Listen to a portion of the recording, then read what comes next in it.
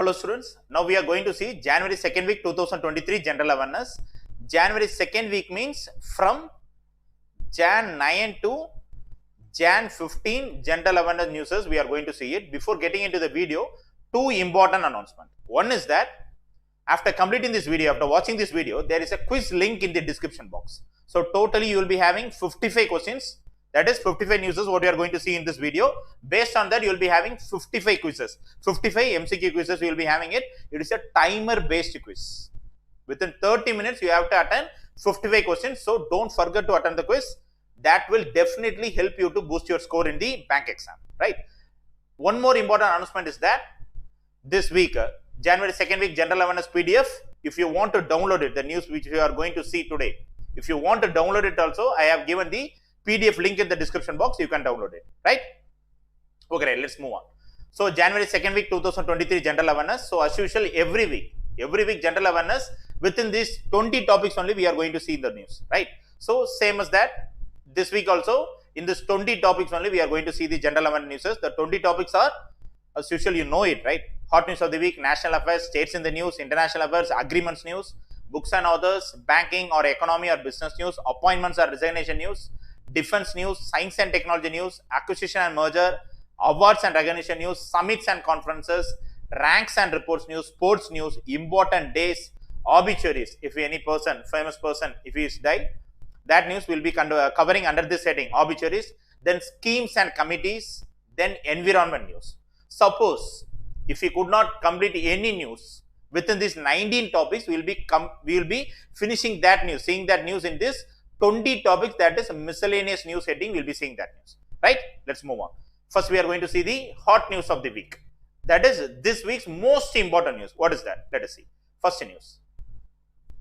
Nation celebrates National Youth Day on January 12. Yes. National Youth Day is celebrated on January 12 to mark the 160th birth anniversary of Swami Vivekananda, because it is on this day, that is January 12, 1863, Swami Vivekananda, he was born. So, based on his birthday, we are celebrating every year from 1985 onwards, we are celebrating National Youth Day on January 12. So, same as that, this year also we are celebrating his birthday as National Youth Day, right? But for celebrating this National Youth Day, central government will organize a National Youth Festival with a state government. In collaboration with a state, central government will organize National Youth Festival on the same day. This year also we are having the National Youth Festival from January 12 to January 16 in Karnataka. In Hubali, right? Every year, central government will be celebrating this National Youth Festival in collaboration, in partnership with a state. This year's state is Karnataka. So, with Karnataka, central government has made a collaboration and celebrated National Youth Festival on January 12. That will finish on January 16. 4 days festival they have organized. So, the basic objective of this National Youth Day or National Youth Festival, what was their objective? It is to bring the youth of the country to showcase their talents. So, youth around the country to showcase their talent, they can use this platform, they can use this festival which is going to be conducted in Karnataka, they can use it and they can showcase their talent in anything, in any art form, in any music. Based on their interest, they can showcase their talent. So, for that purpose only, every year we are celebrating National Youth Day, right? Theme of this National Youth Festival. This year also we are celebrating National Youth Day. Same as that, on that day, National Youth Festival also we are celebrating it. This year's National Youth Festival theme is Viksit Yuva, Viksit Bharat. What does that mean? Developed youth, developed India. If youth gets developed, automatically our nation will get developed. So that's what the theme for this year's National Youth Festival. This year, host state. So, this year National Youth Festival will be celebrated in which state? It will be celebrated in Karnataka in collaboration with the central government. So, central government in collaboration with Karnataka, they have celebrated National Youth Festival this year from January 12 to January 16. So more than 30,000 youth from all over India, they have participated in this festival, and 7,500 youth leaders also participated in this festival. In this festival, the inauguration speech will be given by our Prime Minister Modi, right? So history of National Youth Day. What's the purpose? Anyway, January 12, we are celebrating National Youth Day. So to empower the youth all over the country. So that's what the purpose. To bring out their talents, we are celebrating National Youth Day. But the history behind that, the background behind that day is, from the year 1985 onwards, our government have decided to celebrate January 12 as National Youth Day on the basis of the birthday of Swami Vivekananda. It was his birthday. So this year we are celebrating 160th birth anniversary of Swami Vivekananda. Actually, Swami Vivekananda, he is a disciple of Ramakrishna Paramahamsa. He was also the founder of Ramakrishna Mission to spread the teachings of Ramakrishna Paramahamsa. His guru, he has started this Ramakrishna Mission and Ramakrishna Math. So on every year, January 12, festival is also conducted, National Youth Festival is also conducted, and same as that in Ramakrishna Mission Centers and Ramakrishna Math, several festivals were organized, several programs were also organized.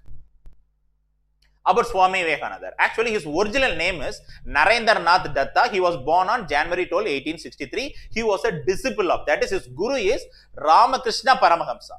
He was a 19th century mystic. Right? He was his guru. Ramakrishna Paramahamsa was his guru. Or else, Swami Vivekananda is the disciple of Ramakrishna Paramahamsa. Actually, Swami Vivekananda, he tries to spread the teachings of Ramakrishna Paramahamsa. Then what is the teaching? What is the teaching of Ramakrishna Paramahamsa? That we have to know it, right? Actually, Swami Vivekananda spread the teachings of Vedic languages, that is Vedic religion and yoga, to the Western world. That is, Swami Vivekananda, he spread his guru's vision of spreading Vedic knowledge and yoga to the Western countries, because before independence or before the arrival of Gandhiji, Mahatma Gandhiji, before 1915, most of the people in India, they thought that Western education is the best one, Western ideas and Western culture is the best one to improve our nation. That's what most of the people, most of the youth in our country also thought like that.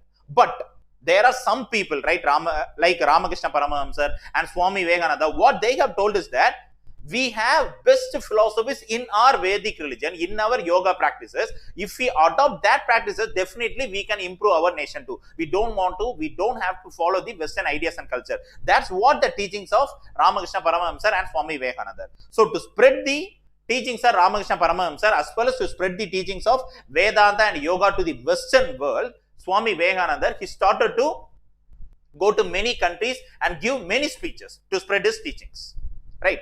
So based on his teachings and based on his speeches, more and more people in the Western countries got interested in our culture, in our Vedic religion. More and more people came to India and studied our culture and the religion.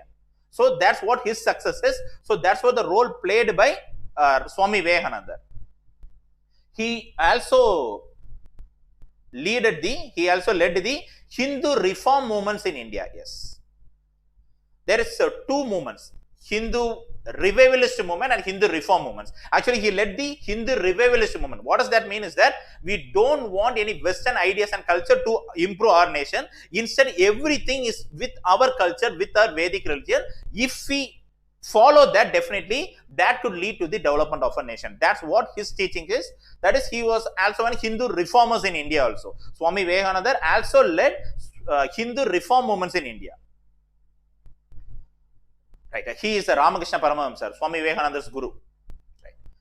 Then another fact about Swami Vivekananda is that he had given a famous speech in world religions, in the Parliament of World Religions in Chicago. Yes, in 1893 in Chicago, a World Religions Parliament was held. In that, Swami Vivekananda also participated and given this famous speech. In that only, he started his speech like that, my American sisters and brothers.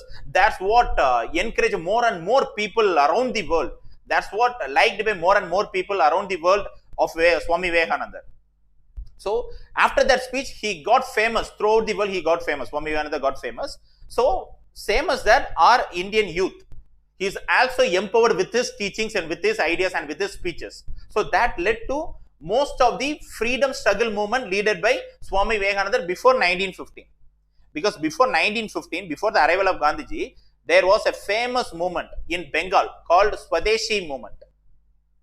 Boycott of British goods and colleges and education institutions against the partition of Bengal. Yes, during the British time, they have partitioned the Bengal as West Bengal and East Bengal. West Bengal is led by Hindus and East Bengal is led by Muslims. So based on the religion, British had partitioned the Bengal. Against that, Swadeshi movement was led in Bengal in 1905. So many Indian youth participated. So many Indian youth were impressed on the Swami Vivekananda teachings, and they also participated in this Swadeshi movement also, right? So as his teachings and practices had a huge influence on the youth. Yes, it has made a huge influence on the youth. And finally, Government of India, what they decided is that in 1984, they have decided, okay, let us celebrate Vivekananda's birthday as the National Youth Day. So from that year onwards, after 1984, that is from 1985 onwards, January 12 is celebrated as a National Youth Day,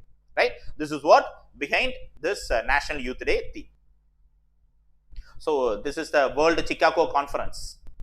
World Chicago Religious Conference in 1893. So in this conference, Swami Vivekananda has also participated. So after this conference only, he got famous throughout the world. Right. So that's all.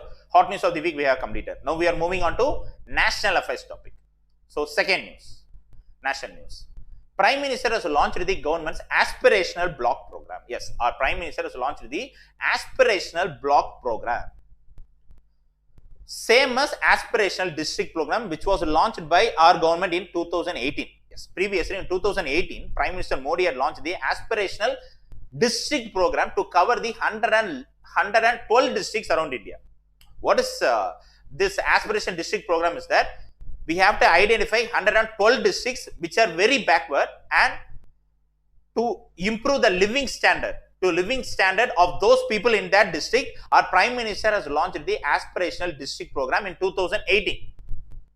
Same as that, this year from January 5 to 7, there was a national conference on chief secretaries.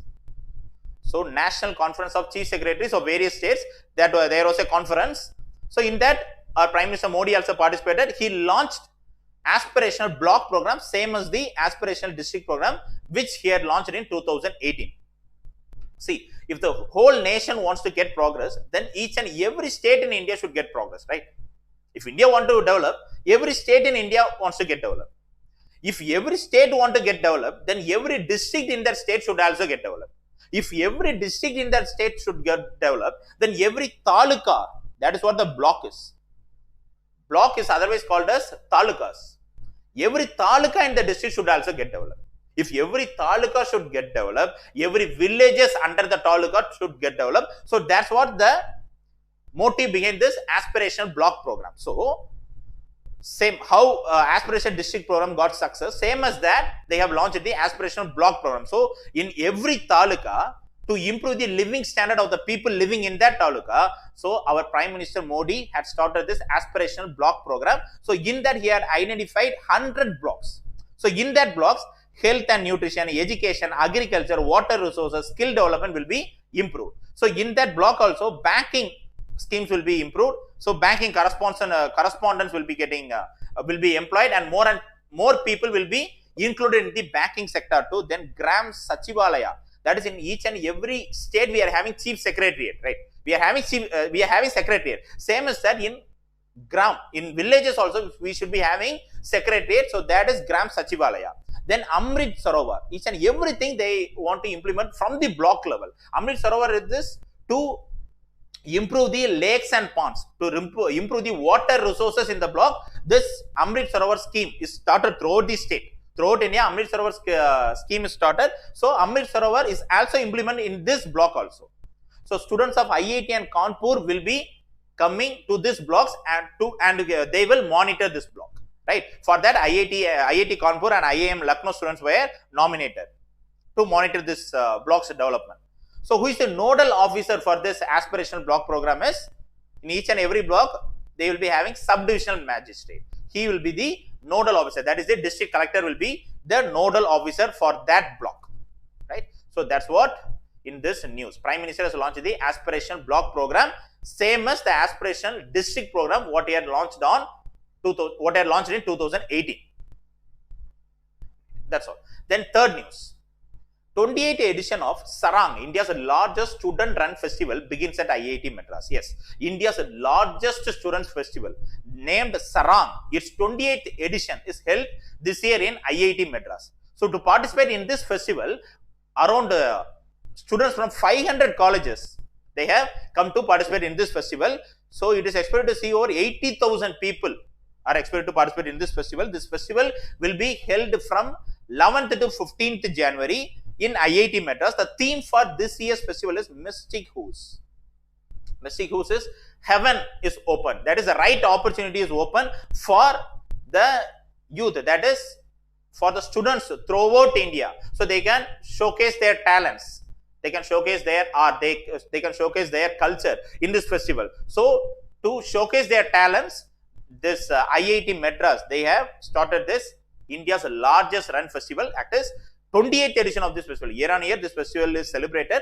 This year, this largest students festival, Sarang, it is celebrated in IIT Madras. So, cultural clubs ranging from many speaking competitions, then comedy competitions, fine arts and writing competitions were also included in this festival, so that more and more students should deliver their talents to the entire India.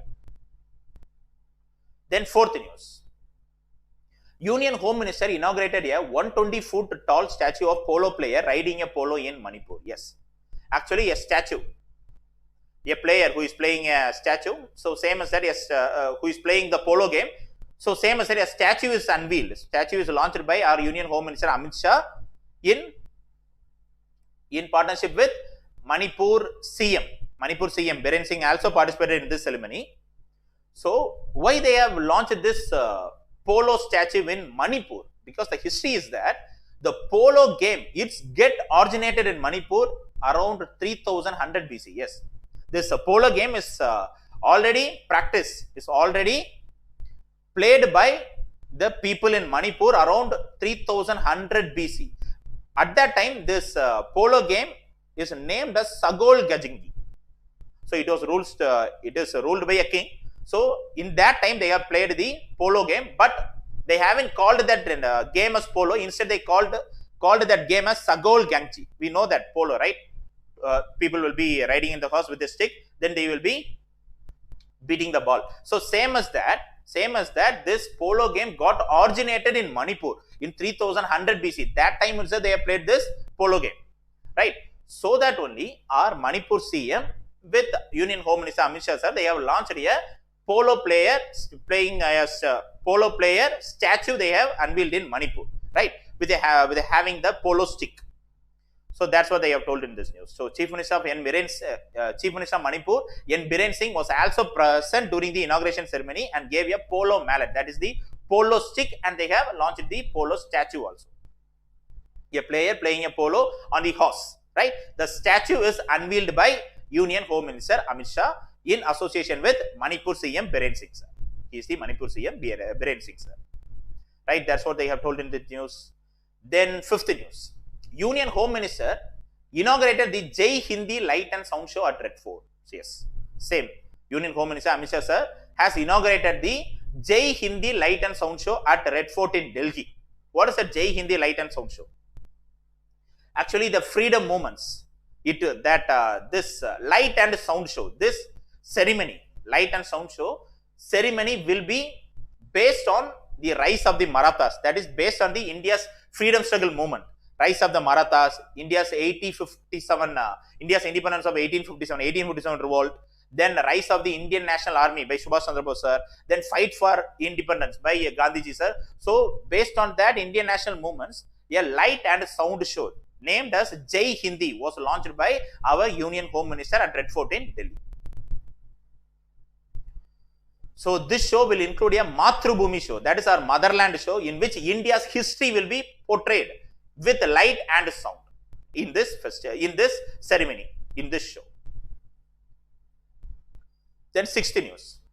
Sur Sarita Symphony of Ganga program on the launch event of the world's longest river cruise. This news, previous week general awareness also, January first week general awareness also, we have seen it, right? Our Prime Minister Modi is launching a world's largest, that is world's longest river cruise. Longest ship to travel in the river, it was launched in the India in Manipur by our Prime Minister Modi on 13th January 2023. So before launching the ship, many programs were launched, many programs were conducted. One such program is Sur Sarita, Symphony of Ganga. This was the curtain raiser program. So a huge curtain. So curtain is raised. That program is called a Sur Sarita curtain raising program, or else Sur Sarita Symphony of Ganga. So before launching of this, the river cruise, longest river cruise named Ganga Vilas. A program was also launched by the Ministry of Culture, or government has launched it. Same as that, in this program, a cultural event was also conducted by, that is the music event was also conducted by Indian singer Shankar Mahadevan sir. So he also conducted a musical event. So music ceremony is also conducted before launching the ship. So that program name is Sur Sarita Symphony of Ganga program is launched before the launching of this world's longest river cruise named Ganga Vilas. That's all. National news we have finished. Now we are going to see states in the news. States news. 7th news. So it is about Uttarakhand state, right? Uttarakhand governor has approved the 30% horizontal reservation to domicile women. Yes. So previous year, 29th November 2022, a bill was passed in Uttarakhand State Legislative Assembly to give 30% reservation to the Uttarakhand women, to the Uttarakhand domicile women for their jobs. In the Uttarakhand state government jobs, 30% reservation must be given to those women belong to the Uttarakhand state. So that's what the bill which gets introduced in the introduced on 29th November 2022. Now that bill got passed in the Uttarakhand State Legislative Assembly, and Uttarakhand Governor Gurmeet Singh has given approval for that bill. So finally, in Uttarakhand state, in the Uttarakhand state government jobs, 30%, that is 30% horizontal reservation will be given for those women belonging to that state. That is Uttarakhand domicile women, 30% reservation is given in the Uttarakhand state government jobs. That is the horizontal reservation. There are two types of reservations there. One is vertical reservation, one is horizontal reservation. So 30% horizontal reservation is given for the women belongs to the Uttarakhand state, right? For understanding that horizontal reservation, we must know vertical reservation. What is vertical reservation? We have to know it. Vertical reservation is that if 100% job is there, we know that for ST community, there is 7.5% reservation. For SC community, there is 15% reservation. For OBC category, there is 27% reservation. For economically weaker sections in general category also, we are having reservation.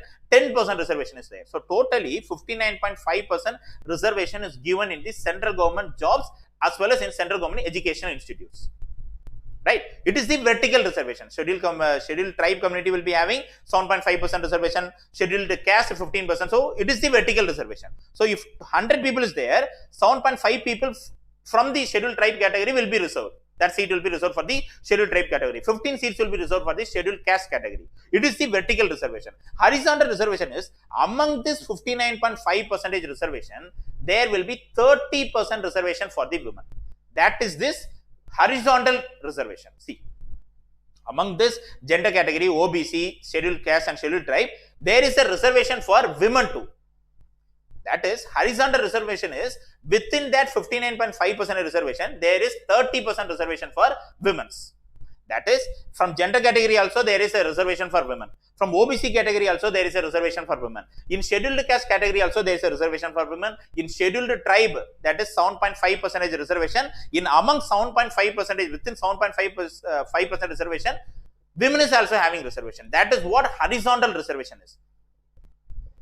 They were not given vertical reservation. If vertical reservation is given, then that reservation count will be increased to 59.5 plus 30. You see, 89.5% reservation will be there. But it is not like that.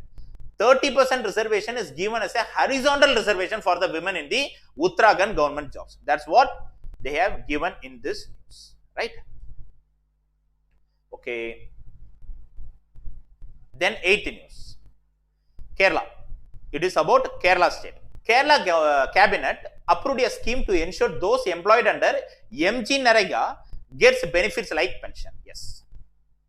Actually, Kerala is the first state in India to have a welfare board for those people working in MG Narega scheme or 100 days of wage employment. 100 days employment scheme. So, minimum in a year, 100 days of employment will be guaranteed to those people in rural areas. In every household, one person will be given 100 days of employment. And so if 100 days of employment is not given, 100 days salary will be provided. Right? That's what the theme behind this MG Narega scheme or 100 days of wage employment scheme. So, for those people, for those persons working under MG Narega scheme, for them, pension and medical assistance is also provided in the Kerala state. So, Kerala is the first state in India to have a welfare board for those people working in the MG Narega scheme.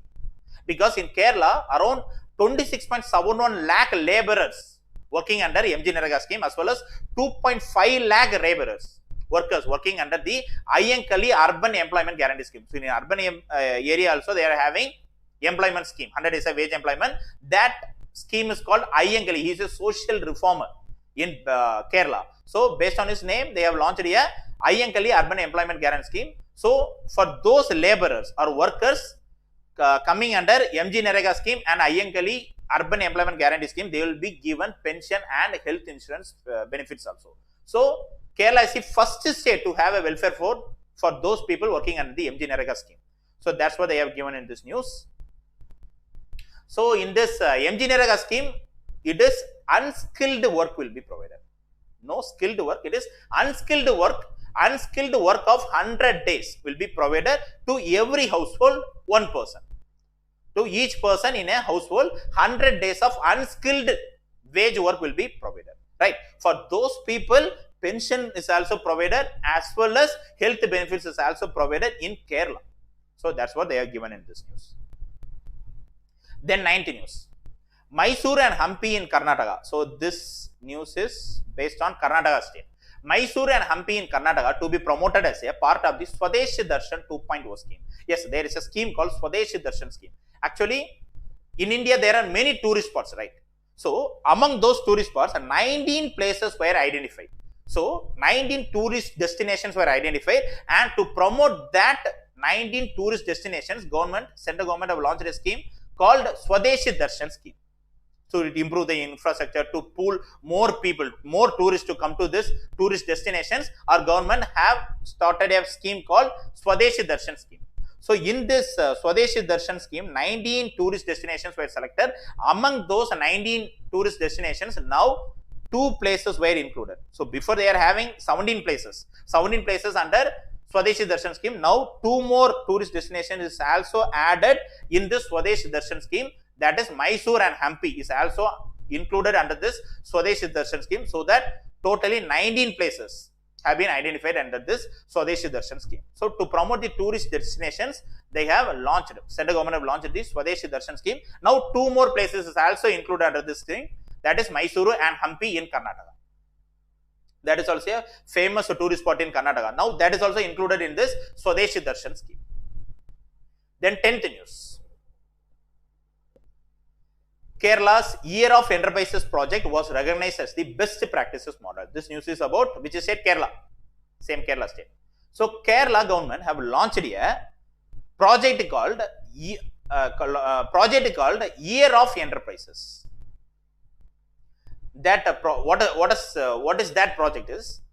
Actually, to promote more micro, small and medium enterprises, to promote more entrepreneurs, to create more enterprises in the state. Kerala government have launched a project called Year of Enterprises project. So, their aim, what is the theme behind that project is that to create 1 lakh enterprises in the state. That's what the motive behind that project. So, actually, they have planned to create around 1 lakh enterprises, but this scheme got successfully implemented in the state. Around 1,18,509 enterprises, that is new business were started, new micro and small enterprises were started in Kerala state with the investment around 7,261 crore rupees. So, there was a conference National Conference on Micro, Small and Medium Enterprise Conference was held. In that, Prime Minister Modi has participated. In that conference, Kerala's Year of Enterprises project is recognized as the best practices model, because in Kerala, to promote more and more enterprises in the state, they have launched a project that becomes successful also. So for that successful project, our Prime Minister has given recognition to Kerala state, and to the same project, Kerala's Year of Enterprises project also, they have given the recognition, right? That's what they have given in this news. Then 11th news. Shagar Special Education Program launched by Tripura State Government. Yes, this news is about Tripura State. In Tripura State, Shagar Special Education Program was launched. Actually, previous year, in August 2022, on a pilot basis, Tripura government has launched this Shagar's initiative. What is that Shagar's initiative is? In that initiative, under this program, children won't be pressurized to study. They won't be compelled to do study. Instead, education will be given in a social and an emotional learning. That is, more practical education will be given under this program. So, children will be pressurized to do study. Instead, more game-like activities, like events-like activities, game-like activities will be encouraged to make the children to study, in a encouraging way. So, game-like activities are conducted so that more and more children will be studying their subjects based on social and emotional learning, not in a pressurized way, not in a compelled manner, right? For that purpose, Shagar's program is initiated, but on a pilot basis only, sample project only they have implemented in August 2022 in Tripura State. Around 40 schools this initiative is implemented. But this initiative got success also. So that now what they have planned is, okay, right, let us spread this initiative to all the government schools and government aided schools in the Tripura State. So now that they have decided it, now Tripura State government decided to launch this Shagar Special Education Program to each and every government and government aided school in that state. Right? In that school, under this initiative, no children will be compelled to study. Right? That is, more practical education will be provided to that student. That's what the motive, that's what the theme behind this Shagar Special Education Program. Then 12th news. Mongeet Festival aims to nurture the upcoming musical talents of Assam. So this news is about which state? Assam state. So to encourage or to to make more musical talents from the state of Assam, they have launched a festival called Mongeet Festival to nurture, to empower more and more musical talents from Assam. This festival is organized. That festival is called Mongeet Festival. Actually, this festival has started in the year 2020. From that year onwards, every year in Assam, this Mongeet Festival is celebrated to showcase the arts and music of the youth or the people in the Assam state. To showcase their culture, to showcase their musical talents. This festival is celebrated every year from 2020, and that festival name is Mongeet Festival. Okay, right. Now, states in the news topic we have completed it. Now, we are moving into international affairs. 13th news. United States announced that it will extend COVID-19 pandemic era restriction known as Title 42. Yes, actually, in the United States, in the year 2020 and 2021, during the pandemic situation, they have implemented a restriction called Title 42. What is that restriction? Is that to remove or to make all the illegal migrants from Nicaragua, Cuba and Haiti, the illegal migrants from these countries who had crossed the border of US-Mexico border and entered into India, to expel those illegal migrants to their own country. US government have launched this restriction practice called Title 42. Now what they have decided is that let us extend this practice Title 42 again. In pandemic situation, more and more people from Nicaragua, Cuba and Haiti, they have illegally migrated from their country to US, right? But in that time, to stop those illegal migrants, to make those illegal migrants to go to their own state, to expel to their own country, US have started this restriction program called Title 42. Now what? Now pandemic is over, right? In China only second wave of the China only second. It is not second wave, third or fourth wave of pandemic is going on, and lockdowns are also imposed in China. But US pandemic is got recovered. India also pandemic got COVID-19 pandemic got recovered. So after pandemic situation also, US had decided to extend this Title 42 restriction to expel those illegal migrants who had traveled from Nicaragua, Cuba and Haiti to their own country. Now they have, US government have planned to extend this Title 42 restriction. That's what they have told. US government, what they have told is that we will be giving asylum to those people who are legally migrated from other countries. From other countries, if they have legally migrated, we will be giving asylum. But if they have illegally migrated, we will be expelling those people to their own country. So that Title 42 restriction will again be extended in US. That's what they have told. Then 14th news. Taiwanese lawmakers let local chip firms turn 25% of their annual R&D expenses into tax credit. Yes, this news is about a Taiwan country. In Taiwan, to encourage the local semiconductor chip manufacturing companies, what Taiwan government have told is that the 25% of their research and development expenses will be tax-free, will be given tax credit. So, for research and development expenses, in that 25% it will be tax-free, to encourage more and more local semiconductor chip manufacturing companies, to encourage them to manufacture more and more semiconductor chips. Taiwan government have taken this initiative, right? Then 15th news. Punjabi is all said to be taught in public schools in Western Australia. It is also interesting news. Actually, in Western Australia, Punjabi is to be taught in all Australian government schools. That was told by Australian government. So they are also introducing a new school curriculum, because in the 2021 census in Australia, they have found that around 2,39,000 people were using or speaking Punjabi in their home. That is around 2,39,000 Punjabi people were living in Australia, in Western Australia. So what they have decided is that, Australian government have decided that, okay, right, let us include this Punjabi languages to be taught in all government schools in Western Australia. That's what they have decided.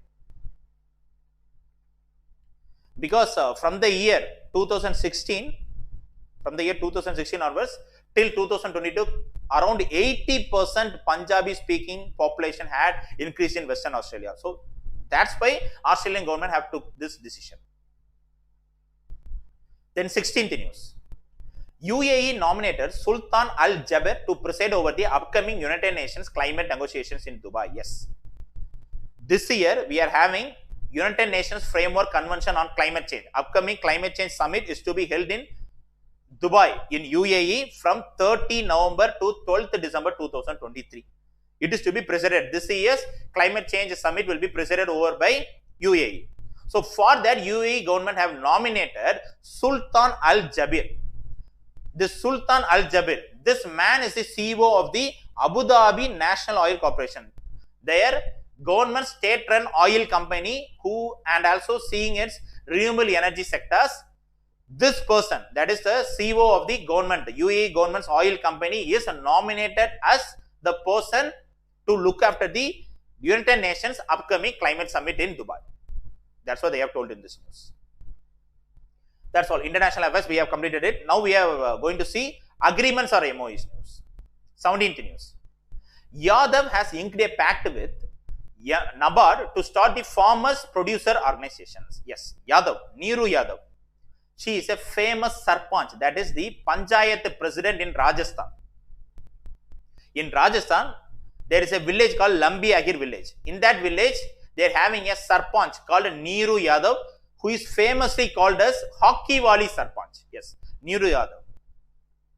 This woman, she is famously called as Hockey Wali Sarpanch because to empower more and more women in her village for their studies, as well as to encourage more and more women to study, to participate in the sports, this Sarpanch, this Neeru Yadav ma'am, have contributed her own salary to teach local girls hockey skills, as well as for their education also. He had given us own salary to empower his villages girls to participate in sports as well as to participate in the education, to join in the education. She had contributed her own salary, right? So that only she was famously called as hockey wali sarpanch. So to encourage more and more girls in her village to participate in the hockey game, he had given his own salary. He had contributed his own salary. So for that purpose only, she was famously called as hockey wali sarpanch. As well as she had taught 10 girls to make them place in the MNC companies. So she is contributing her own salary for the girls in that village for education as well as to make them participate in the sports. She had contributed her own salary as well as to make them placed in the MNC companies also. He had taken many efforts and he had placed around 10 girls in the MNC companies also. So she was very famous in Rajasthan. Among the Sarpanch, she was very famous in Rajasthan. She was famously called as hockey wali Sarpanch too. Now this Neeru Yadav ma'am, she had signed an MOU with the NABARD to start the farmer producer organization in her village. So that's what they have told. Okay, then 18th news. Madhya Pradesh Tourism Board signed a MOU with chapters of 8 countries of the GOPIO. That is, there is an organization called Global Organization of People of Indian Origin. So we have people of Indian origin in many countries, right? So for them, there is a global organization called Global Organization of People of Indian Origin. So with that organization, in that many countries will be members of this organization. In that, Madhya Pradesh Tourism Board have signed an MOU with 8 countries in that organization. In that organization, that is to promote tourism. In that Madhya Pradesh state, they have signed MOU with 8 countries on 17th Pravasi Bharatiya Divas Convention, because we know that on 9th January every year we will be celebrating Pravasi Bharatiya Divas Day or NRI Day. This news we have seen in the previous week also. Previous week general awareness also we have seen this news. So on 9th January every year we will be celebrating NRI Day or Pravasi Bharatiya Divas Day, because it was on this day Gandhiji returned to India and led the Indian freedom struggle, and finally we got independence from the British rule, right? So to commemorate his victory, to honor Mahatma Gandhiji, every year 9th day is celebrated as NRI Day, because Gandhiji was a NRI. Before 1915 he was a NRI, because he had gone to work in South Africa. There he had participated, he had launched the Satyagraha movement against the racial discrimination practice called apartheid. This we have discussed previous week also, right? To honor Mahatma Gandhiji, 9th January every year we are celebrating Pravasi Bharatiya Divas Day, as well as 2 years once from 2015 we will be having this, we will be celebrating Pravasi Bharatiya Samman Award also. Our ceremony also will be held. This year, this Pravasi Bharatiya Divas Day is celebrated in Madhya Pradesh in Indore. So same as that, on that day, Madhya Pradesh government have signed a MOU with 8 countries to improve the tourism industry, to tourism sector in that state. They have signed a MOU with 8 countries. That 8 countries are France, Mauritius, Reunion Island, Martin Keys, Sri Lanka, GOPOI International, Malaysia and Mauritius, right? So with these 8 countries, that is with the chapters of 8 countries, that is, you see, 8 countries. With 8 countries, Madhya Pradesh Tourism Board, Madhya Pradesh government have signed a MOU to encourage, to promote the tourism industry in their state. So that's all. Agreements or MOUs news also we have completed. Now we are going to see books and others news. 19th news. Professor K.K. Abdul Ghafar's autobiography was released by cricket legend Mahendra Singh Dhoni. Yes. There was a famous professor in Kerala, K.K. Abdul Ghafar's. He had written his, now he got retired, he had written his own autobiography. That book name is Nijan Sakshi. That is me as the witness. That's what the book name is. So this book, this K.K. Abdul Ghafar's autobiography book was released by Mahendra Singh Dhoni, sir. Right? The book was introduced by senior journalist T.A. Shafi, as well as this book's first copy was given by Mahendra Singh Dhoni to Dubai Health Authority CEO. As well as this book copy is also given to the famous actor in Kerala, Tomino Thomas. He is Tomino Thomas, right? For him also, copy of the book is also given by Mahendra Singh Dhoni, as well as Dubai Health Authority CEO, that is Marwan Al Mullah. This person, he also got the book from Mahendra Singh Dhoni. So this book was released by Mahendra Singh Dhoni. He's cricket legend. We already know it, right? But so he won't participate in each and every ceremony, or he won't participate in each and every book launching competition. So in a rare case only he will be giving this. He will be participating in this book ceremony. So same as that, this book, Professor K.K. Abdul Ghafar's autobiography book, was released by Mahendra Singh Dhoni sir. So that's why only I have took this news under books and authors as a very important news in this week general awareness, because Dhoni will be participating frequently in all book launching ceremonies. But he had participated in this book launching ceremony. This book he had released it. So somehow there will be some importance to for this Professor K.K. Abdul Ghafar, because he had written his own autobiography. Professor had written his own autobiography. That book was released by Mahendra Singh Dhoni sir. He is also an educationalist, famous educationalist Kerala. So to honor him, Dhoni had come to Kerala to launch this book, as well as he had launched this, given the copy to Health Authority, Dubai Health Authority CEO, as well as a copy to Tobino Thomas, who is a famous actor in Kerala also. So that's all. Now we have completed books and others news also. We have completed it. Now we are going to see banking, economy or business news. Exclusively we will be having banking awareness for January 2nd week in the YouTube channel. Banking awareness video will be having in this separately in the YouTube channel. Other than the news which we haven't completed in the banking awareness section, we will be completing in this section, banking, economy and business news. More and more banking awareness news for the January 2nd week, exclusively we have completed in that banking awareness section video. Will be completing it. Okay, right? We have already completed it. But some news, maybe some economy news, some business news would got omitted. So that news we will be covering in this topic. Under general awareness, we will be covering those news which were excluded in the banking awareness video. We will be completing in this section, right? Banking, economy and business news. Now we are going to see it. Right, 20th news. RBI will auction 16,000 crore of sovereign green bonds in 2 tranches. Yes, Reserve Bank of India has announced that they are going to auction 16,000 crore rupees worth of sovereign green bonds. So each green bonds will worth rupees 4,000 crores. So totally 16,000 crore rupees worth of sovereign green bonds. So RBI had decided to auction it. Right? What is meant by sovereign green bonds? What is meant by bonds? Actually, it is also an instrument. It is used in the share market to borrow money from the investors or borrow money from the customers. See, RBI have launched the sovereign green bonds. So if a customer is buying the sovereign green bonds from RBI, this customer has to give money, rupees 4,000 crore rupees, 4,000 crore rupees money he has to give to RBI to get this sovereign green bond. It is a bond. It will have an interest rate. But in in banking sector, we will be saying it as interest rate. But in share market sector, we will be saying it as coupon rate. So this bond will be having a coupon rate. So this bond will be having a tenor too. So the tenor will be also 5-year and 10-year green bonds. They are going to auction it.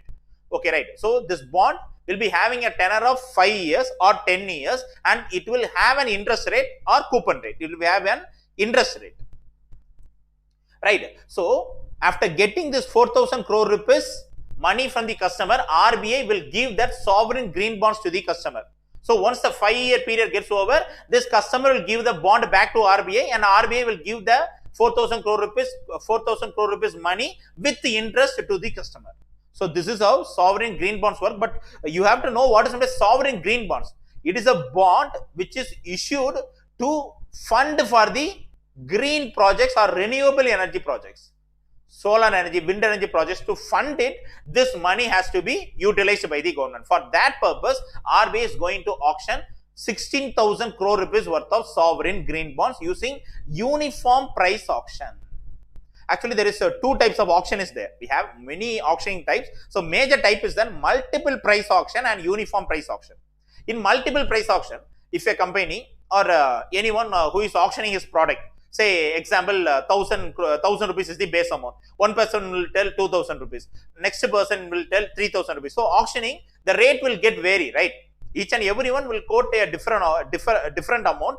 whoever quotes the higher amount will win the auction and will get that product, right? So that is the multiple price auction. So whoever is quoting the higher amount, they will be winning that auction. But in uniform price auction, same as that, multiple price auction is also same as that, it is equal to uniform price auction, but one difference is there. Each and everyone will quote their bidding, but that bidding will be concealed from other bidders here. The amount which is quoted by one person will not be shown to another person. Whoever is quoting the higher amount, they will be winning the bidding. But the winning price, the bidding price, suppose for the 1000 rupees product, they are quoting 10,000 rupees as the final amount, right? He is the person who quoted the higher amount in the auction and win the bidding. But now that 10,000 rupees only he had quoted it, right? But he don't have to give that 10,000 rupees. Instead, he had to give only the 1,000 rupees. So that is how the uniform price auction works. So even though he quoted the highest amount and win the bidding, he had to pay only that auction cut-off rate. That price only he had to pay it, right? That's why that's what it is. Uniform price auction means. Then 21st news. RBI told to lend London Interbank offered rate by December 31. This news also we have seen in the January 2nd week banking awareness we have seen it. But extra one information we are going to see here. RBI told that within December 31, 2023, all banks and financial institutions in India should enter this LIBOR, that is London Interbank offered rate. They should not use after December 31, 2023. So after December 31, 2023, you switch over to alternate reference rate, some called as secured overnight financing rate. You can use that rate also, or else you can use sterling overnight interbank average rate, because this LIBOR rate, it is the rate at which, it is the benchmark rate at which the global banks will lend to each other, right? It is most famous throughout the world. But now RBI told that December 31 it is going to end it. So within December 31, most of the banks and financial institutions, you should convert it to alternate reference rate. You should not use London Interbank offered rate after December 31. So within that, you switch off. That's what RBI had told. Actually, US Fed Reserve and London have told that this London Interbank offered a LIBOR will be get over by June this year. But anyway, RBI had given time for our banks. If you are utilizing London Interbank offered rate as the reference rate or else benchmark rate for the trade purposes or for interbank lending, better use it before December 31, 2022. After that, you should not utilize it. Before that, you convert. You just move on to alternate reference rate, something called as secured overnight financing rate, you move on, or else sterling overnight interbank average rate, you move on. You should not use London Interbank offered rate after December 31, 2023. So that's what RBI had told it. Then 22nd news. Bharat Pay received in principle authorization from the RBI to operate as an online payment aggregator. Yes, RBI had given approval to Bharat Pay to function as online payment aggregator system. So what is an online payment aggregator system? Example, there is a Razor Pay, InstaMojo. Actually, if there is a trader, right? Trader, he is having a bank account, but he want to sell his product digitally. But he is having only the bank account. If a customer want to buy the product digitally, he have to give his account number and IFSC code, and the customer have to transfer that amount using NEFT or IMPS. This would take a lot of time because that is overdated, right? Now, most digital, more and more people are utilizing UPI for your digital transactions. So he is having that merchant or that trader, he is not having any digital payment services with him. So that now he is partnering with the third-party online payment aggregator, like Razor Pay, InstaMojo. There is payment aggregators. What they will do is that they will provide payment service for us.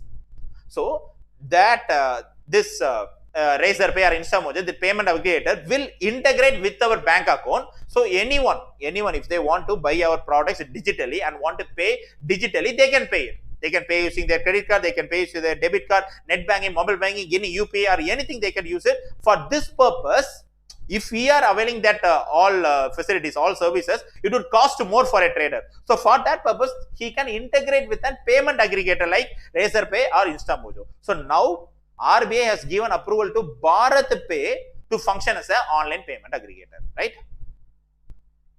Then 23rd news. India's fastest payment app, PayRoop, launched in India on 9th January 2023. Yes, India's fastest payment app called PayRoop was launched in India on 9th January 2023. It is built using the technology called Web 3.0. So it is the fastest payment app. India's fastest payment app is PayRoop. With this, we can pay utility bills, mobile bills, landline bills, recharge our mobile, broadband bills, DTH bills, electricity bills. We can utilize this payment app to pay it. Then 24th news. PVR Inox Merger has been approved by the National Company Law Tribunal. Yes. Previously, 1 or 2 months back, for the merger of PVR and Inox Group, film and entertainment industry, right? They are the major giants, PVR Group and Inox Group. Now they have merged it. So for that merger, National Stock Exchange and Bombay Stock Exchange have given approval. But still, National Company Law Tribunal have to give the approval. Now they have given it. Now NCLT has also given approval for this PVR and Inox merger. Then 25th news. China's Alibaba Group sold a 3.1% stake in Indian digital payments firm Paytm. Yes. In the Indian digital payment company Paytm, China's Alibaba Group have invested around 6.26% share. Now, out of the 6.26% investment share, Alibaba Group had sold 3.1% share. So that's what they have told in this news. China's Alibaba Group is a big company in China, right? So like Amazon in China, it is Alibaba Group. Now they have sold around 3.1% share in the digital payments firm Paytm. So remaining they are having only 3%. Then 26th news. National Payment Corporation of India has instructed members of the UPI ecosystem to allow non-resident external or NRO accounts to get onboarded. Yes. NRI citizens can also open account in Indian banks. Like NRE account and NRO account, they can open it and they can deposit in dollars. So for those NRI citizens, if they are living in another country and they are using an other country's mobile number, also, they can also avail the UPI services in India. So for that purpose, National Payment Corporation of India has given approval. So National Payment Corporation of India has instructed all the UPI service providers to allow NRE and NRO account holders to get onboarded for the utilization of UPI services. So if not a foreigner, if a NRI citizen, he is living in another country, if he want to use the UPI services in India, right, using the mobile number, actually what is meant by UPI services? By linking our account with our mobile number, we can use Google Pay or Phone Pay to transfer amount using the phone number itself. That's what it is, UPI services, Unified Payment Interface Services.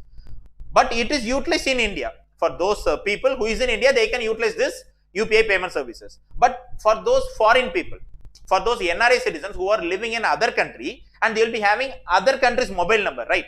Whether they could utilize it or not, still now, that is till January 2nd week, National Payment Corporation of India haven't allowed them. But now in January 2nd week, they have allowed them. National Payment Corporation of India has allowed those NRE or NRO account holders to use the UPI services using their own international mobile numbers, right? Other countries' mobile numbers, they can utilize it. They can use their country's code also. Their country, having their country code, they can utilize the UPI payment services. So NPCI will be enabling transaction for mobile numbers having country codes of.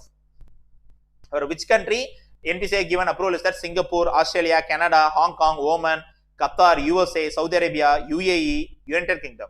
So for those NRI people who are living in these countries, if they are having that country's mobile number, they can utilize that mobile number to avail the UPI services in India.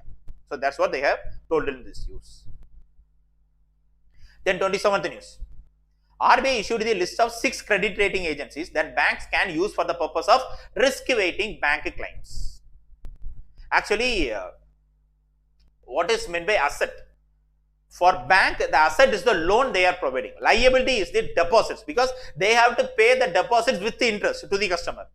For loan, they will be getting the money, principal amount with interest, they will be getting money. That is the asset for the bank. But most of the assets, it will be having some risk. Example, if a loan is provided without any collateral, microfinance loan, it is having more risk. Right? Education loan, it is having more risk. So to calculate that risk, RBI has given the list of 6 credit rating agencies to the banks. RBI told to the banks that now you can use this 6 credit rating agencies for the purpose of risk weighting. For the purpose of risk weightage, you can utilize this 6 credit rating agencies. That 6 credit rating agencies are Acute Ratings and Research Limited, Credit Analysis and Research Limited, CRISIL Ratings Limited, ICRA Limited, India Ratings and Research Private Limited, Infomerics Valuation and Rating Private Limited. Okay, right. Then 28th news. SBI has launched e-bank guarantee facility in association with NESL. Yes. State Bank of India has launched e-bank guarantee facility in partnership with National E-Governance Services Limited. What is a bank guarantee? So, if your customer is going to a bank and getting a loan of around 1 lakh rupees, if for that loan, if bank is giving guarantee, then if the customer doesn't pay that amount also, bank will give the guarantee. Bank will pay it instead of that customer. If the customer couldn't pay that loan amount, bank will pay it. For that purpose, bank guarantee is issued. But previously, if you want to avail the bank guarantee, a customer has to physically visit the bank and get the bank guarantee. But now the bank guarantee is provided digitally by State Bank of India to their customers in association with this National E-Governance Services Limited. Okay, right. So, banking, economy and business news we have finished. Now, we are going to see appointments and resignations news. 29th news. Paytm Payments Bank appoints Surinder Chawla as its Managing Director and CEO. He is Surinder Chawla. Paytm Payments Bank has decided to appoint Surinder Chawla as its Managing Director and CEO. For that, RBI must give an approval, but RBI also given the approval to appoint Surinder Chawla as its Managing Director and CEO. But what RBI told is that you should not onboard new customers because Paytm Payment Bank have just not followed the RBI's revised guidelines. So for that purpose, RBI what they have told to Paytm Payment Bank is that you should not onboard new customers. So that restriction is imposed on Paytm Payment Bank by RBI. So beyond that, Surinder Chawla is appointed as the MD and CEO in the Paytm Payment Bank. For that purpose, RBI given the approval. Okay, right, you can appoint this person as the MD and CEO, but you should not onboard new customers. Still the restriction is there for you. That's what RBI had told. Then 30th news. Senior IAS officer A. Santi Kumari appointed as the new Chief Secretary of Telangana. Yes. In Telangana state, new Chief Secretary is appointed. Her name is Santi Kumari and she is also the first women Chief Secretary of the state because Telangana is formed after 2014. Right, after 2014 only, Telangana state is carved out of Andhra Pradesh. So Andhra Pradesh split into Andhra Pradesh and Telangana. Right. After that, many Chief Secretaries are appointed in that state. But now only first women Chief Secretary is appointed in Telangana by CM Chandrasekhar Rao sir. Her name is Shanti Kumari ma'am.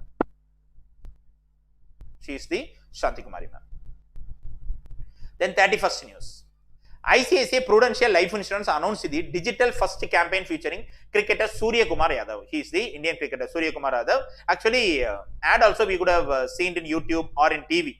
Right? More ICICI ad. ICICI Bank will be, that insurance company will be telecasting this ad. ICICI Prudential Life Insurance 360-degree financial protection. For this digital campaign, ICICI Prudential Life Insurance has appointed cricketer Surya Kumar Yadav as for its campaign. As the brand ambassador for this ICICI Prudential Life Insurance, Surya Kumar Yadav is appointed by the ICICI Prudential Life Insurance Company. Right? Then 32nd news. Meta announced the appointment of Vikas Purohit as the Director of Global Business Group in India. Yes, Meta, the parent company of Facebook. Now they have announced that Vikas Purohit will be their Director of their Global Business Group in India. So in India, Global Business Group Director will be Vikas Purohit. Previously, Vikas Purohit is the CEO of the Tata e-commerce platform called Tata CLIQ. So like Flipkart and Amazon, Tata Group also have the e-commerce platform called Tata CLIQ. Before that, Vikas Purohit is the CEO of that Tata CLIQ. Now he is appointed as the Global Business Group Director of Meta in India. Then 33rd news. Herbal Life Nutrition India Private Limited is partnering with Smriti Mandhana as a nutrition sponsor. Yes, Smriti Mandhana. She is the Indian women's cricket team vice captain. Captain is Harmeet Kaur. After that, vice captain is Smriti Mandhana. Now, Herbal Life in Nutrition India Private Limited had partnered with Smriti Mandhana to appoint her as nutrition sponsor. right? Smriti Bandhana is appointed as the nutrition sponsor by Herbal Nutrition India Private Limited Company. That's what they have told in this news. Then, okay, right, that's all. We have finished. Appointments and resignations, we have finished. Now we are going to see defense news. 34th news. Veer Guardian 2023 starting on January 12 at Hayakuri Air Base in Japan. Yes, Veer Guardian. It is an Air Force exercise. Air exercise between India and Japan. This year also, this exercise is conducted between India and Japan Air Force at Hayakuri Air Base in Japan. In Japan only this exercise was conducted and it is going to be starting on January 12 in Japan Hayakuri Air Base. So this year, Veer Guardian 2023 exercise will be conducted in Japan. Actually, this Air Force exercise between these two Air Force countries, Indian Air Force and Japanese Air Force. In Japan, their Air Force name is Japan Air Self-Defense Force. In India, Air Force name is Indian Air Force, right?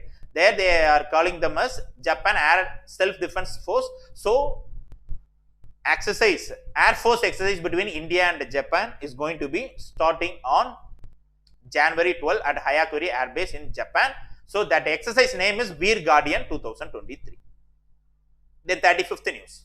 35th news also same, is also the continuation of the 34th news.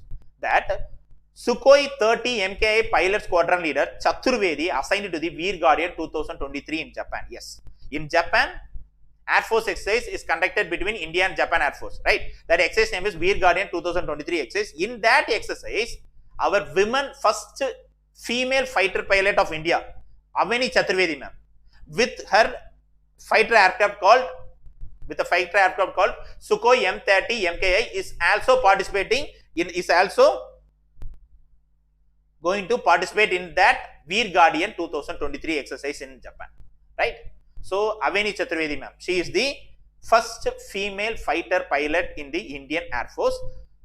She is also the squadron leader of the Sukhoi M30 MKI fighter aircrafts. So, she with the fighter aircraft Sukhoi 30 MKI, she is also participating in the Veer Guardian 2023 Air Force exercise between India and Japan. Then 36th news. Indian Coast Guard ship Kamala Devi commissioned in Kolkata, West Bengal. Yes, the 5th and last vessel of the series, fast patrol vessel series. The last ship name is Kamala Devi. It is commissioned, it is launched in the West Bengal in Kolkata, right? So, Indian Coast Guard ship Kamala Devi, the last and the 5th series of the fast patrol vehicle is launched, is now commissioned in Kolkata in West Bengal. Actually, this ship was built and delivered by Garden Reach Shipbuilders and Engine. This is what the company which had built this Kamala Devi Coast Guard fast patrol ship, Coast Guard ship. That's all. Defense news also we have completed it. Now we are going to see awards and recognition news. 37th news. ENAM has won the Platinum Award in the Digital India Awards 2022. Yes, Digital India Awards 2022 was given by our President Draupadi Murmu ma'am. It was given to ENAM. Platinum Award is given to ENAM, Electronic National Agriculture Marketing, the digital initiative program of Government of India, right? For that digital initiative, in the Digital India Awards 2022, Platinum Award is given for ENAM. It was given by our President Draupadi Murmu ma'am to Dr. N. Vijayalakshmi ma'am. So, she is the woman, Dr. N. Vijayalakshmi ma'am. She is the Joint Secretary of Ministry of Agriculture. So, to her only Draupadi Murmu ma'am is presenting the Platinum Award for ENAM. Right? What is meant by ENAM? It is a e-commerce platform for the farmers or traders to sell their produce to the buyers. It is like Flipkart and Amazon. Farmers are having their own Electronic National Agriculture Marketing platform called ENAM. Through this platform, farmer can sell their produce at a accepted rate between the buyer and the seller. Farmer and the buyer, they can sell it. If the rate which is told by the farmer, if the buyer accept that rate, then they can buy that product. The buyer will be buying the product, paying the price. So, it will be, but the quality of the product, then the payment, it will be taken over by the APMC partner or seller facilitation. They will be taking over that program center, they will be handing over that, right? They will be handling over all these tasks to verify all that products and to certify that products. They will be doing all that tasks. Once the seller and buyer, they have accepted a predetermined price. They have accepted, they are coming at a price to which the seller wants to sell it, as well as the buyer also want to buy at that price. If that price meets, then ENAM facilitates the trade transaction between the buyer and the seller. So it is an e-commerce platform for the farmers to sell their produce directly to the buyers electronically, digitally, right? So for that platform, in the Digital India Awards 2022, Platinum Award is given by our President Draupadi Murmu. The 38th news. Harvard Law School Center announced Chief Justice of India Chandrachud sir as the 2022 recipient of its Award for Global Leadership. Yes, Harvard Law School Center in United States of America, they have given the award for the year 2022 Award for Global Leadership Award. They have given it to Chief Justice of India Dr. D.Y. Chandrachud sir. So for her leadership in the legal profession in India for the year 2022, he was awarded. But this award is given virtually. Dr. D.Y. Chandrachud sir haven't visited physically to USA and got that award. It was given virtually. The video conferencing digitally, they have announced the award, and Dr. D.Y. Chandrachud sir got the award for global leadership for the year 2022 from the Harvard Law School Center. Then 39th news. Vivek Agnihotry's film, The Kashmir Files, has been shortlisted for Oscar 2023. Yes. For the Oscar 2023, RRR movie, Not to Song has got the Oscar award. So after that, in the Oscar list, 3 movies are nominated. One is Kashmir Files. Next is Gangubai Kathiawar by Alia Bhatt ma'am. Then Rocketry by Madhavan sir. So these 3 movies are also nominated in the Oscar 2023 list. Let us see, wait and see whether these movies are getting the Oscar or not. Now, till now, we are having 1 Oscar for the Not to Song in RRR movie. Okay, right. That's all. Awards and recognitions also we have completed it. Now we are going to see ranks and reports news. Okay, right. 40th news. Delhi was the most polluted city in India in 2022 with the PM 2.5 levels more than double the safe limit. Yes. Delhi is the most polluted city in India for the year 2022 because in Delhi, PM 2.5 and PM 10 level is above the mark. PM 2.0 level is more than double the safe limit. It has crossed the safe limit mark because PM, what does that mean is particulate matter. It's the dust particles, its size will be micrograms. So PM 2.5 and PM 10 is the harmful particulate matter, that the particulate matter which is in the dust, which is in the polluted particles, that particles size gets doubled. That is the PM 2.5 level in the atmosphere of Delhi, it gets doubled than the safe limit. Safe limit is there, PM 2.5 limit, PM 2.5 particulate matter level and PM 10 level, safe limit is there, but it has crossed the safe limit. It has doubled the safe limit. So Delhi was the most polluted city in India. After Delhi, the second place goes to Faridabad in Haryana. It is the second most polluted city in India. Then Ghaziabad in Uttar Pradesh. It is the third most polluted city in India. Delhi will always be the polluted city in India because due to the vehicular emission, more and more traffic in Delhi, right? Because all head offices, parliament buildings, everything it is in Delhi. In Delhi, more and more infrastructure projects is also going on. Due to that, more and more smoke will get emitted in the atmosphere. So that is the reason why Delhi is always the most polluted city in India. So for the year 2022 also, Delhi is the most polluted city with the PM 2.5 and PM 10 level crossing the limit, crossing the mark. Then 41st news. Henley Passport Index 2023, Japan retained its top position. Yes. For the Henley Passport Index 2023 year, Japan, as usual, it remains in the top position. What is the Henley Passport Index is that actually Japan has got the top position, right? In Japan, their citizens will be allowed to travel to 193 countries without visa. So visa-free entry is given by Japan government to their citizens to travel to 193 global destinations. If you are having the passport, that is enough. Don't want to get any visa, you can directly go to 193 global destinations for the citizens in Japan. After the second rank, it goes to Singapore, then South Korea, then Germany and Spain. So it is for consecutively for the 5th year, Japan is in the top position. So where is India in the Henley Passport Index 2023 report? India is in the 85th rank. India has allowed visa-free entry to around 59 countries worldwide. So countries are Bhutan, Indonesia, Macau, Maldives, Nepal, Sri Lanka, Thailand, Kenya, Mauritius, Seychelles, Zimbabwe, Uganda, Iran, and Qatar. To these countries, Indians can travel without visa.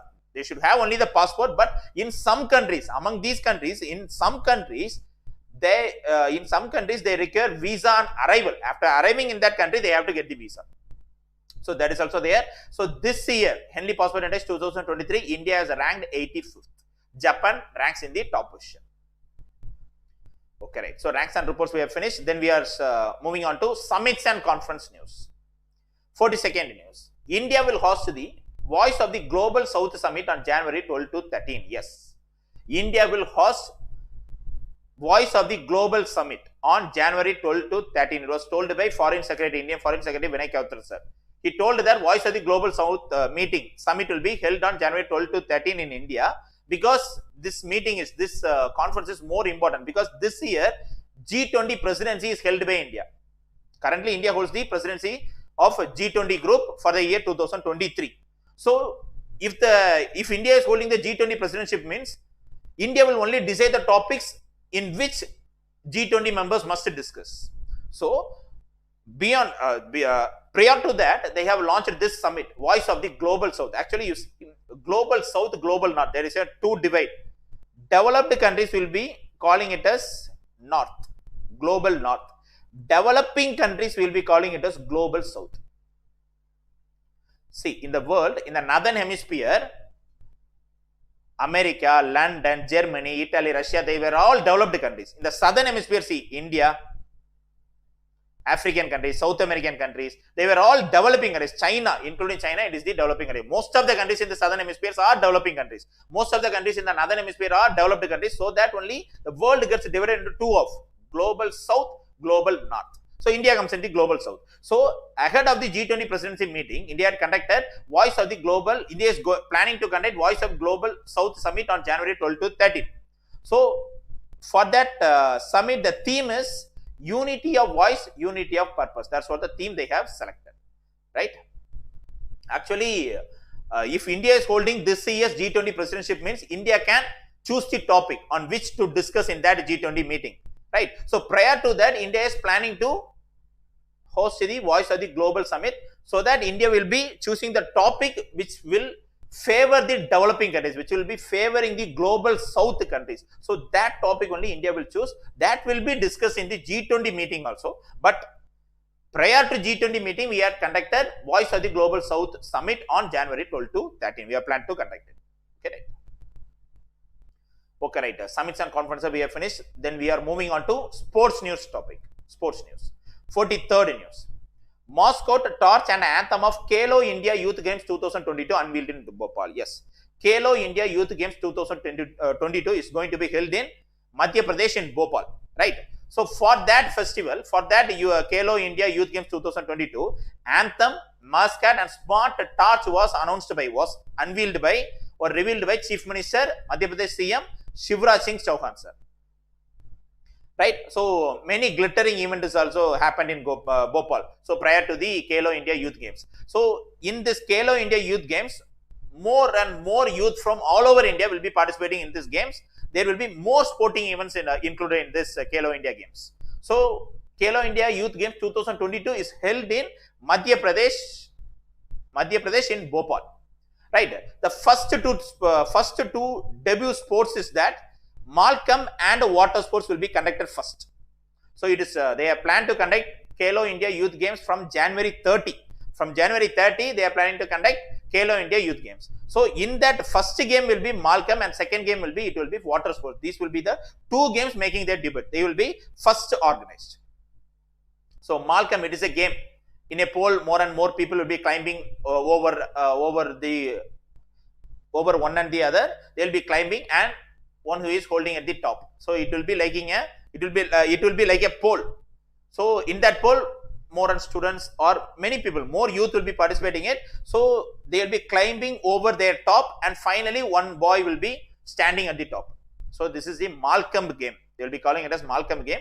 Then another game is water sport events. So these games, these are the two games which were planned to conduct on the first day of the Khelo India Youth Games 2022. So nearly 27 sports are going to be held in that game, in that Khelo India Youth Festival. So it is the 5th edition of the Khelo India Youth Games 2022, which will be held from January 30 to February 11. And this year's anthem is Khelo India Youth Games 2022 anthem is Hindustan Ka Dil Dhadko Do. This was the anthem, and the mascot is Cheetah Asha. This is the mascot for the Khelo India Youth Games 2022. This is the mascot, Cheetah Asha. He is the Madhya Pradesh CM Shivraj Singh Chauhan, sir. Right. Then 44th news. Men's Hockey World Cup 2023 has begun at the Barabati Stadium in Cuttack. So this news previous week also we have discussed, right? Men's Hockey World Cup is going to be conducted in Odisha.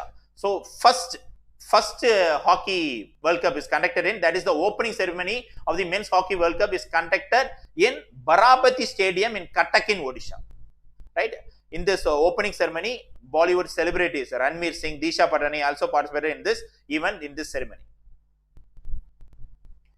Right, spectacular opening ceremony at the Barapati Stadium in Cuttack that was witnessed by thousands of hockey lovers and attendants from across the country. So more and more people have came to see this Men's Hockey World Cup in Odisha. So first opening ceremony, Men's Hockey World Cup, first opening ceremony is held in Barapati Stadium in Cuttack. Then 45th news. Hockey India, same as that Men's Hockey World Cup news. Hockey India has launched a new metaverse product. Yes. Hockey India has launched a new metaverse product called Hockeyverse. That's what the metaverse product launched by the Hockey India team. Right. For Hockey India Federation, they have launched the metaverse product for the Hockey World Cup, that is called Hockeyverse. What is that metaverse? Actually, if you wear a goggle and if you are logging into the Hockeyverse website, then you can virtually get into the stadium.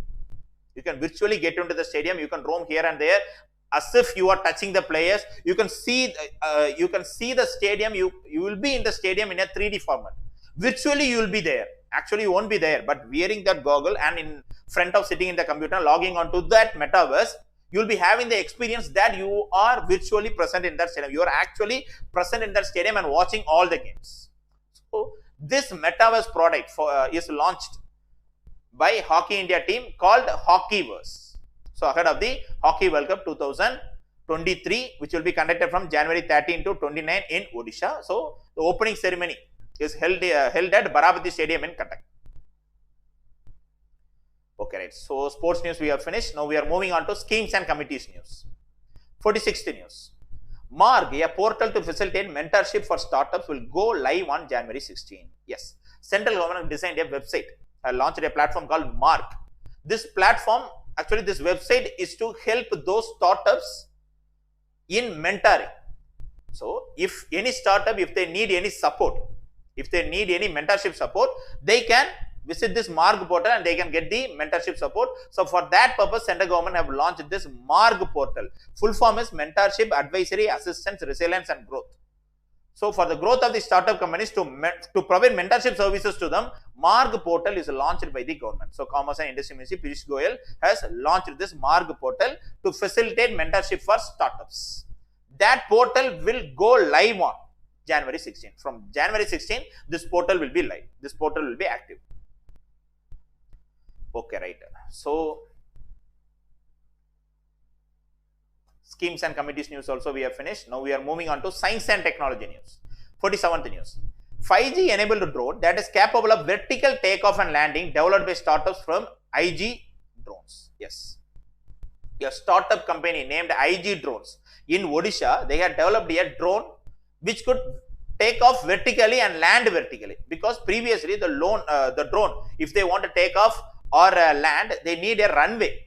But this drone, which was designed by IG Drones startup company, this drone doesn't require a runway. They can take off vertically as well as land vertically. So this type of drone is manufactured by startup company IG Drones. It was developed by startup company IG Drones. Then 48th news.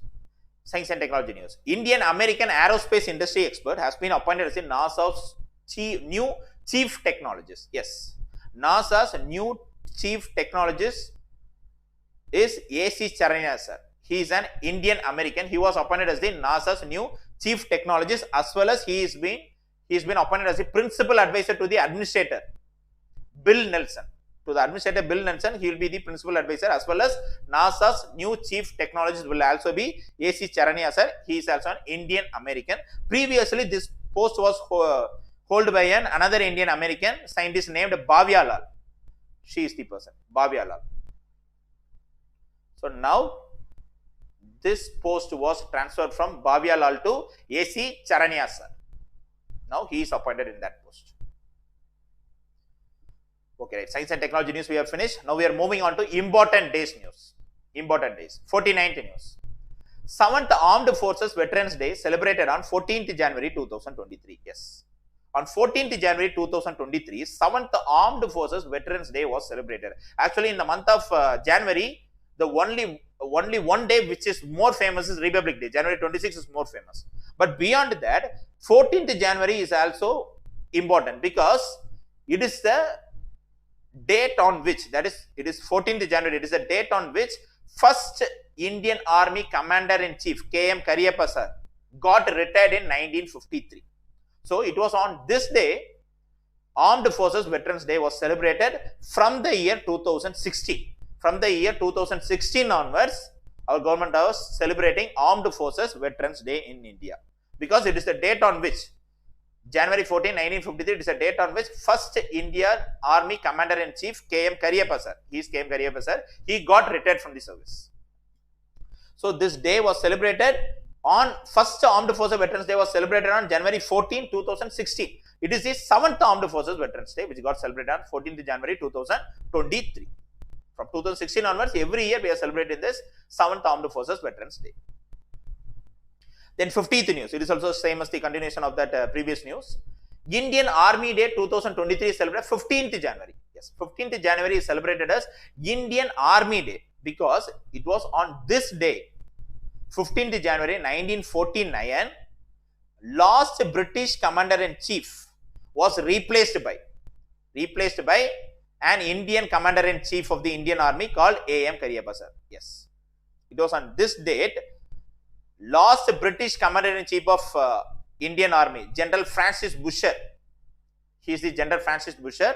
So after him, an Indian was appointed as the Indian Army's Commander-in-Chief. He is the Kodandra M. Kariyappa, K.M. Kariyappa sir. It was on this day he was appointed as the Indian Army Commander-in-Chief. Before that, it was held by a British man, that is General Francis Busher. So in January 15, 1949 only, first Indian Army Commander-in-Chief was appointed. He is K.M. Kariyappa sir.